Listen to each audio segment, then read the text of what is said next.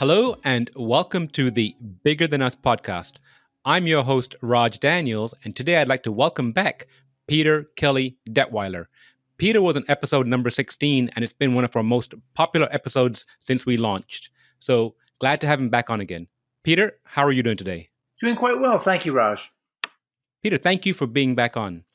Peter, since we last spoke, there's been a few obvious changes in the economy and regarding climate change. One of the things that came out earlier this year was, Larry Fink, CEO of BlackRock, his letter regarding climate change and some of the dangers that they're seeing. What are your thoughts on that letter? My thoughts were it was about time. It was funny because, as you know, I have this quarterly sort of newslettery thing, and I had just finished putting together a week's worth of headlines from IEEE about insurance companies and banks moving away from the sector. And every single day for the week before Christmas, there was some new announcement of some major bank, many of them European, saying they either weren't going to finance or they weren't going to insure. And then that letter comes out kind of like a cherry on top of the cake. And what I found really interesting about that was his comment that when this thing starts to move, it will move quickly. And I think we've seen that sort of with the S-curve adoption of technologies. And now we probably see the S-curve adoption of this idea of what is justifiable finance and what is not. I think we're going to see a bifurcation into good banks, bad banks, and to oversimplify, and good insurance companies, bad insurance companies, with an increasing amount of societal pressure for them to move in a decarbonized direction as we see more incidents like the Australian fires. To me, it's all inevitable because you can't argue with the atmospheric chemistry.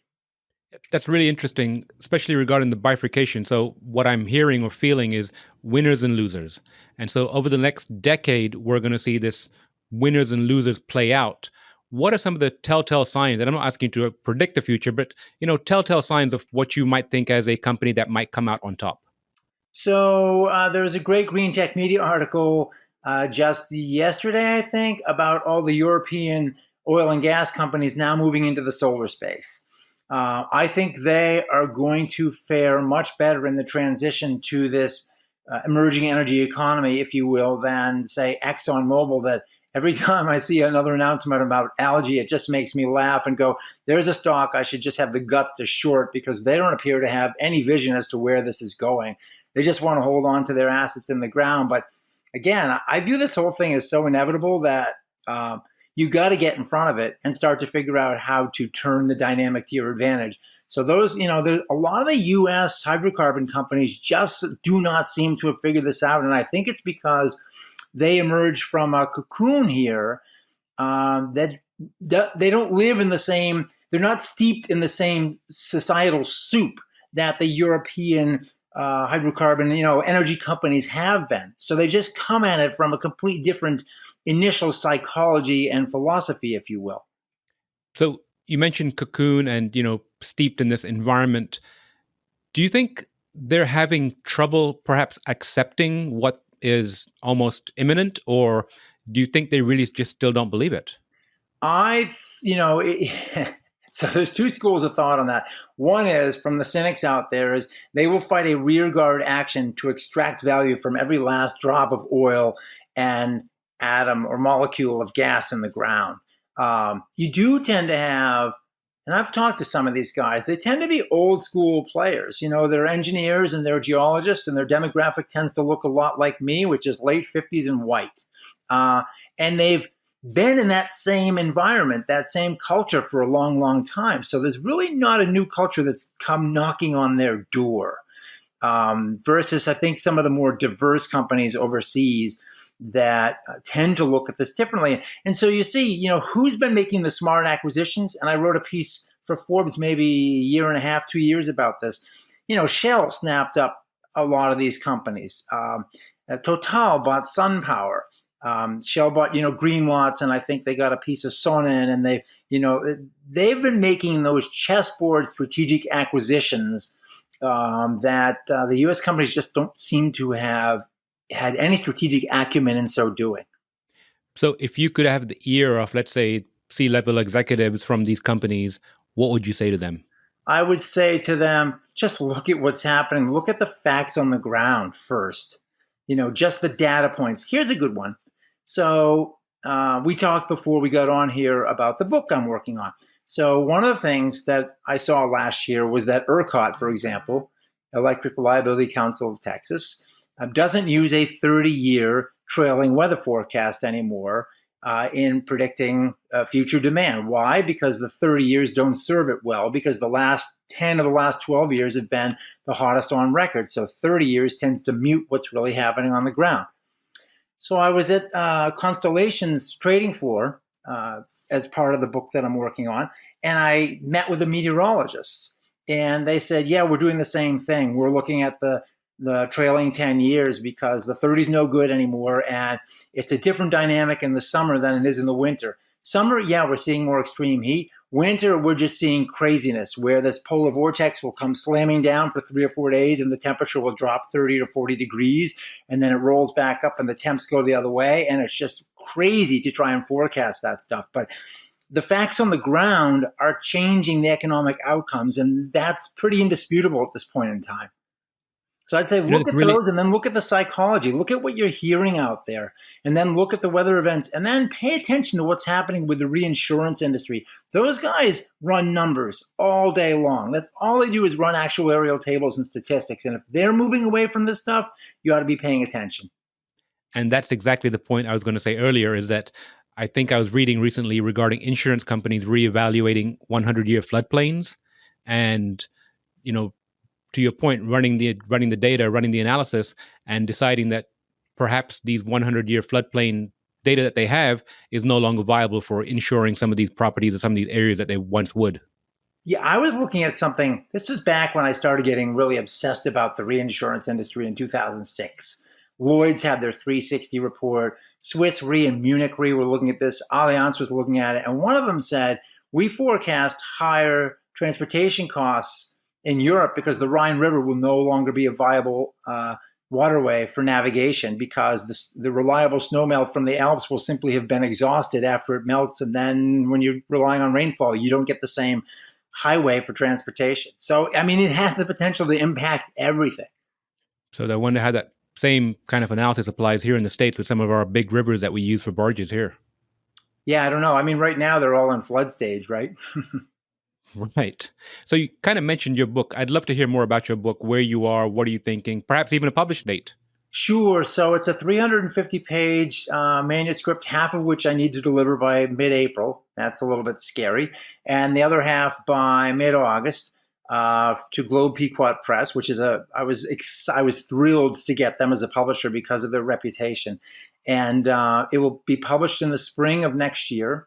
And it is about this energy transformation, driven by the 3 Ds of decarbonization, digitalization, and decentralization. And the challenge is, for whom am I writing it?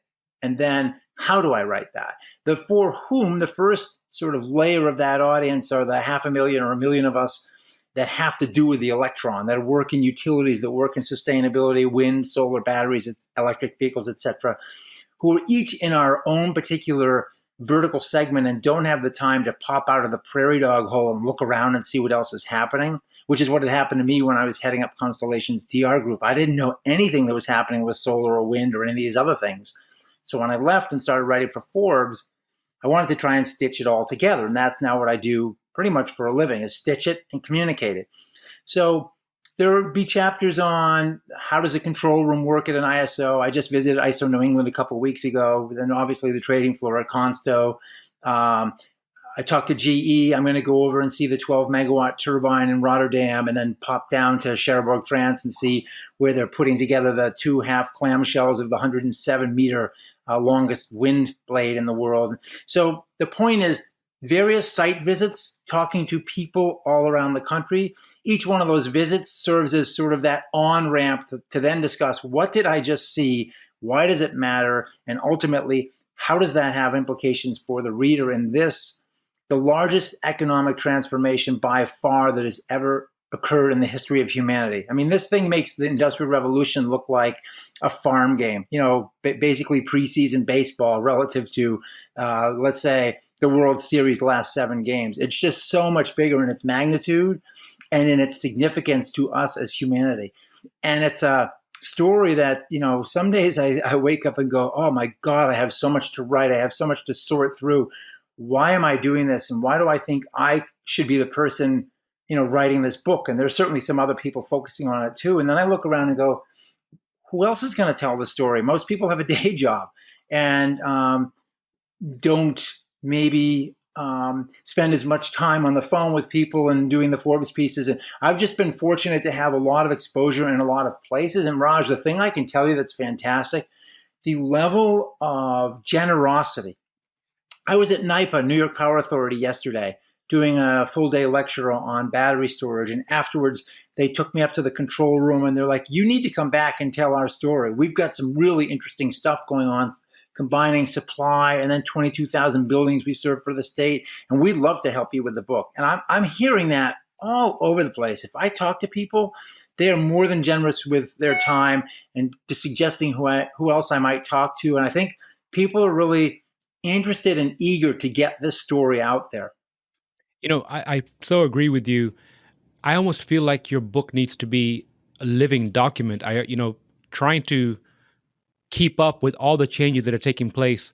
I recently finished a book by Peter Diamandis, and it's called The Future is Faster Than You Think. Yeah. And they had a footnote at the end of that. I listened to the audio version and have the Kindle version. But the footnote is that by the time that book was published, a lot of things that they were talking about would already be out into the world and actively, in commercial value. And so I'm thinking with your book, there's almost going to be a piece of that in the last chapter where you can keep on potentially updating it. Now, I'm assuming you're doing a physical copy. Are you going to do an audio copy too?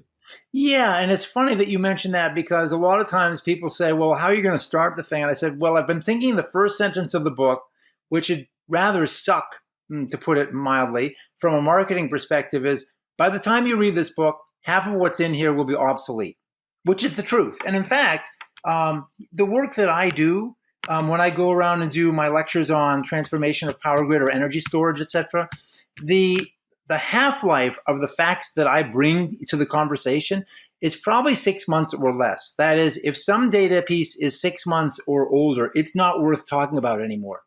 But at the same time, it's that dynamic that would make the book obsolete in some sense. That's also the potential for our salvation, because if this stuff doesn't move at that pace, we don't have a shot. So what one then has to do is focus on, yes, these are the facts today. We know they're going to change tomorrow, but the drivers will not change. The fundamentals that are causing the acceleration of this change, that's the critical piece. If you walk away from the book or a conversation understanding what are the underlying fundamentals that are pushing this, then the facts don't matter so much because you've really taken away the key lesson. I agree. And I think another thing is that you mentioned the data points, where if you can start putting the data points together, you can perhaps start adding a trend to it and then extrapolate that trend to give you an opportunity going forward. Again, going back to the Peter Diamandis book, their big conversation is the convergence of different technologies coming together and what the potential is for that going forward. And I think some of that will be, obvious in your book too, where you mentioned battery storage earlier, you mentioned wind earlier, but the convergence of some of these technologies and the possibilities of the opportunities, perhaps from an investment standpoint or from an employment standpoint going forward. Well, sure. I mean, let's just look at a couple trends. First of all, the electron, whether in the form of the electron itself or in the form of hydrogen that was created from an electron, is destined to take over the hydrocarbon in many places because it has to. So, for example, in Qatar, or Qatar, if you want to pronounce it that way, they have this new solar project that came out at 1.57 cents a kWh.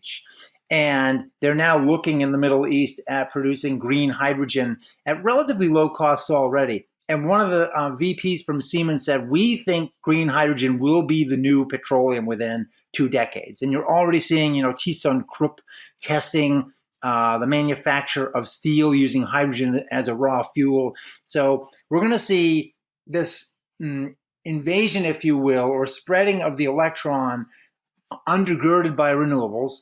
And then you're going to see a collision between the transportation sector and, say, transmission distribution, in the sense that very soon we'll have bidirectionality in a lot of our vehicles. So it won't just be smart charging and tummy tucking the duck, taking power from the California grid during the middle of the day when the sun is shining. But, for example, Bluebird, the bus company, has announced it will have a bidirectional bus in the market by the end of this year, with probably a battery that's probably 250, 300 kilowatt hours.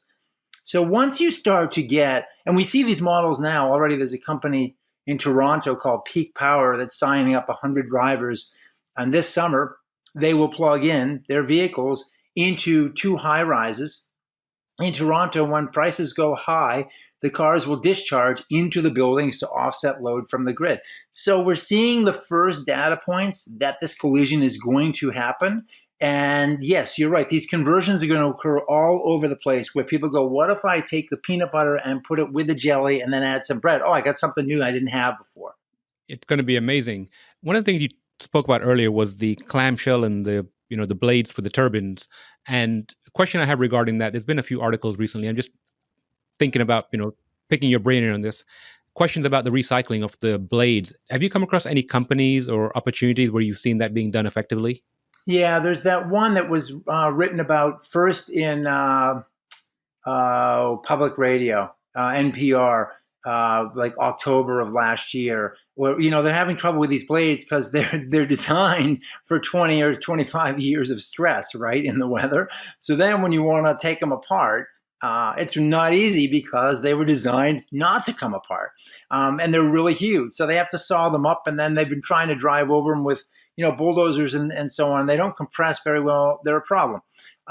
So one company is chipping them and trying to turn them into floors and wallboard and that sort of thing, but they're in the early stages and they're trying to still build the business. There's certainly no supply chain, in the sense that they need to know how many blades they're going to get, and they need to know who's going to buy it, and sit there in sort of the middle and suture both sides of that equation together.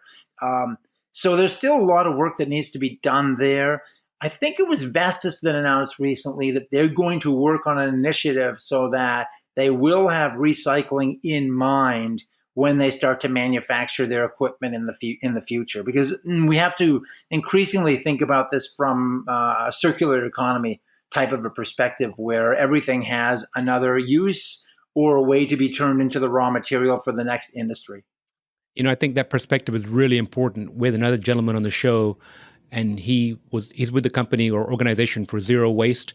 And one of the questions he likes to ask his clients or companies is, do you have a waste management program? And most say yes. And then he comes back with, why? What if you come out of the gate with a zero waste? So it sounds like a similar perspective. What you're saying here is that, okay, we're going to build or design these blades, but let's start thinking about how we can dispose of them once their useful life is over. Yeah, I mean, this is a societal thing. We're still immature that way. If we were a mature society for thinking about these, we'd function like the earth does. Leaves fall from the tree, they rot, they turn into the soil for the tree. And it all just, you have circularity. Right now, we basically design things for, say, single-use plastic throwaway. All the externalities are borne by all of us, but somebody else besides the person who has a P&L spreadsheet, right? Plastic goes into the ocean, pollution goes into the air, dye goes into rivers and streams, whatever. That all eventually will change because it has to, partly because psychology changes, partly because, with 9 billion people on the planet, you just can't afford to be stupid anymore, because you'll drown in your own swill, if you will. So you have, cradle to cradle, Bill McDonough, folks really thinking about how do you manufacture from the get-go with disassembly in mind. There was an article last week in one of the magazines about GM and their battery team, and they're now talking about designing that skateboard platform that undergirds the electric vehicles with disassembly in mind, so that right from the get-go, they know how they're going to process those batteries for second life applications and make it easier than it is today. That kind of thinking has to be, and eventually will be, integrated into everything. We won't see it. Well, you're younger than I am. I probably won't see much of that in my lifetime, but I view it as an inevitability. Well, let's hope you do, Peter. Let's hope you do. So, forecast, crystal ball, this year, what are some of the big changes you think might happen? Okay, so first, on the disagreeable side, the coronavirus is definitely going to cut into the forecasted installments of wind, solar, and storage. already, for example, Hubei province in China makes about 60% of China's batteries, and they're more than 50% of world supply. Their production's down. So the estimates are that battery output might be cut by 10% or more out of China for the year. There was an estimate from Wood Mackenzie the other day that 6,000 megawatts of the, say, 22,000 megawatts of wind in advanced construction right now. There's another 22,000 megawatts of wind under construction, and then another 22 in advanced development. Some of that probably won't happen because many of the parts for those turbines get sourced out of China. Even with inverters, the quarterly call that Enphase had a week and a half ago, they indicated that they're tracking the issue closely, but that they're probably going to have to expedite shipments of inverters to the U.S. by air, simply because the supply chain is disrupted not only in the manufacturing process, but in the logistical process as well. So this is certainly going to have an impact and a ripple effect all across this emerging renewable energy economy, without a doubt. The question is going to be, how severe is it, and what are the initial and then the secondary and tertiary, some unexpected impacts. Longer term, though, I think we're going to see that the industry continues to grow. We're going to see more power purchase agreements with corporates and institutions and utilities.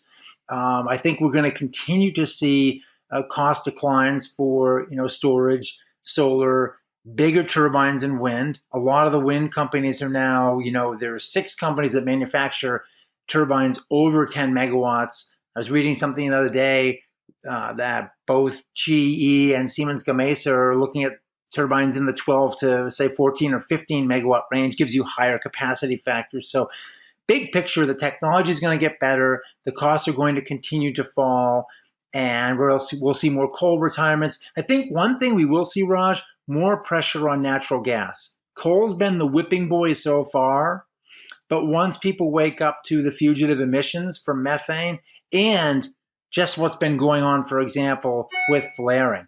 So just for a simple statistic, in the Permian Basin, 35% of the gas produced in the Permian Basin is free associated gas. That is, if you're drilling for oil, you're drilling for liquids, the gas comes along for the ride.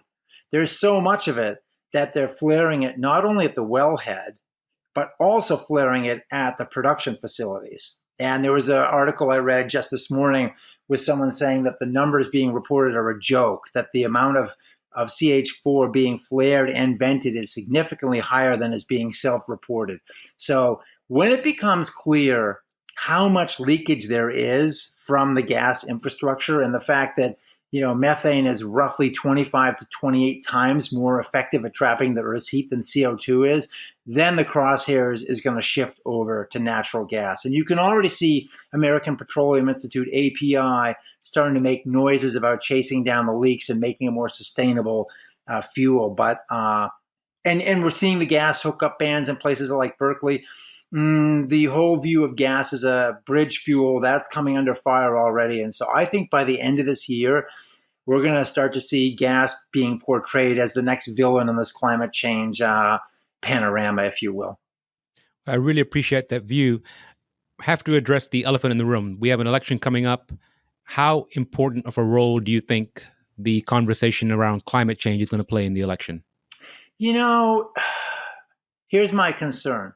Most people look at their 401k if they have one, or their job if they have one, and they say, yeah, I'm really concerned about climate change, but I'm comfortable right now. And people always, no matter what the situation, they learn to live with the status quo, and then they fear that change. And certainly the Democrats are recognizing that this is an issue. It's really unfortunate this has become so much of an us-them issue when it's all about us as a whole. You do see younger voters on the Republican side start to put pressure on it, and with all due respect, 1 trillion trees is stupid. I mean, that's like saying, yeah, we'll have a whole bunch of kids and we'll send them out into the world, but we won't have a Head Start program. Like, yeah, we can plant a trillion trees, but if there's not a long-term plan to keep trees from being cut and to raise them and ensure that they're actually absorbing carbon, like that requires political will and sophistication. This is just all window dressing right now. But at least for the first time, we're hearing the GOP articulate that climate change is something they're hearing from their voters. Certainly the Democrats are jumping on it. Trump doesn't think it's even real. I worry about the outcome of the election. But let's take a worst case scenario. Let's assume from a climate perspective, the worst case scenario is Trump gets reelected. He'll do more to destroy science, as he already has. But the states will continue to push back. We see another state every couple months adopting this 100% decarbonization by 2040, 2045. The elephant or whatever, the cat is out of the bag, whatever you want to call it. The fact remains that renewables are now by far the cheapest resource out there for dumping electrons into the grid, getting better every day, and digitalization improves all the time with the application of more artificial intelligence. So yes, even if the election goes, from my perspective, the wrong way, and we spend another 4 years sort of fiddling while Rome burns at a federal level, and the FERC is certainly going to cause a lot of problems, as they have recently, still there will be a non-significant amount of progress being made. Not as much as it could have been, but it won't be shut down entirely. And that's what I'm most optimistic about. And I hate to frame this in political terms because I think that's a very immature way of having to look at this. I agree with you. I recently interviewed a gentleman named Charles Hernick, and we spoke about the same thing regarding, taking opposite standpoints and perhaps how we can all work together to make this thing, climate change, not only real, but how we can bring it to the forefront. Also regarding the 401ks that you mentioned, people tend to prioritize from economic value. I wrote a blog post this morning on my personal blog around, the myth or the fable of the boiled frog and how people don't realize what we're in until it's too late. So hopefully that doesn't happen here. Yeah, I think that it might, but from an investment standpoint, and look, think how awesome this is, right? If you didn't care about the future of the planet and you just said, "Oh, I want to make a ton of money," you're staring at a dynamic that is ineluctable. That the climate is going to change, and that there are a set of technologies and companies out there with business models addressing that. That is the hugest investment tailwind that's going to involve the expenditure of tens of trillions of dollars, right? That is inevitable. It is going to happen. And so most of the time when you go into investments, you kind of have this thesis of, this might work out, this might not. Now it comes down to a question of picking companies, right? Winners and losers. But if you're just someone who cares about a 401k and you're just a self-interested person who doesn't care about the outcome, but you still have an investment thesis, the likes of which has rarely been seen before. So maybe the way to tackle this on both sides of the issue is just to appeal to self-interest and say, look, it doesn't matter whether you care about a future generation or not, or you think this is all hooey or whatever. Just follow the money and get in front of that and make some yourself, which is a very cynical and self-interested way to put it. But the reality is, if we don't have massive corporations and self-interested individuals making bets on the board to help make this happen, it ain't going to happen. Sacrifice alone will not be enough. Self-interest has to be the way this moves forward. Totally agree with you. Peter, I usually ask my guest at the end of the show to share some advice, but I'm going to go ahead and share your advice of follow the money. If nothing else, self-interested, follow the money. And Peter, I always feel smarter after talking to you, and I really appreciate your time today, and I look forward to catching up with you again soon. Well, thank you. It's my pleasure. I always enjoy the conversation, Raj, and I like what you're doing out there, and I love the name of this, Bigger Than Us, because it certainly is. Thank you, Peter.